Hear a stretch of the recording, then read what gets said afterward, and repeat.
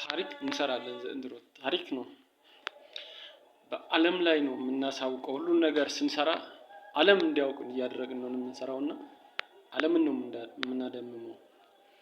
ባህላችን፣ ወጋችን፣ ካልቸራችን፣ እሴታችን፣ አኗኗራችን፣ ዘይቤያችን በቃ የኢትዮጵያ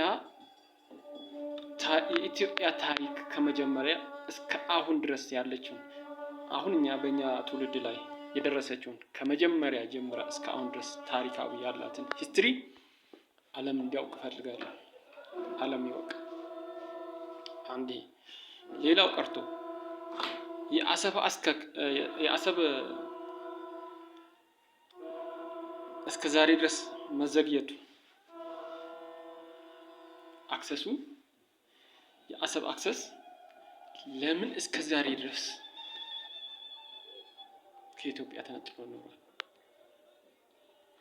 ኢትዮጵያ ወደብ እንደሚያስፈልጋት እያወቀ ኢትዮጵያ ወደብ እንደሌላት እያወቀ ኤርትራ እኮ አልተጠቀመችም። ምንም አታውቅበትም። አጠቃቀሙን ራሱ ከ100% 0.5 ሳንቲም 0.5 የምትባለው 0.5 ሳንቲም ራሱ አልተጠቀመችም። ለምን? ስለማታውቀው። አጠቃቀሙን አታውቅም። ብታውቅ ኖሮ የወደቡ ገቢ የወደቡ አጠቃቀም ብታውቅ ለጎረቤቶቿ ሁሉ ነው የምትሆነው። ምክንያቱም ኢትዮጵያ በሷ ዙሪያ ያሉት ጎረቤቶች እነማን ናቸው? ጎረቤቶቿ ማን ናቸው? ሶማሌ፣ ሱዳን እነማን ናቸው? ኤርትራ እኮ የሆነች ቅርንጫፍ ነገር እኮ ነው። የባህር ዛፍ ቅርንጫፍ ከአናት ላይ የምትቀመጥ የምትቆረጥ ማለት እኮ ነው። እሷን ትክክል ስታደርገው ተመልሶ ይበቅላል። እንዳትቆረጥ ማድረግ ነው። ኤርትራ ከዛሬ ጀምሮ ከኢትዮጵያ ጋር ትወረሳለች።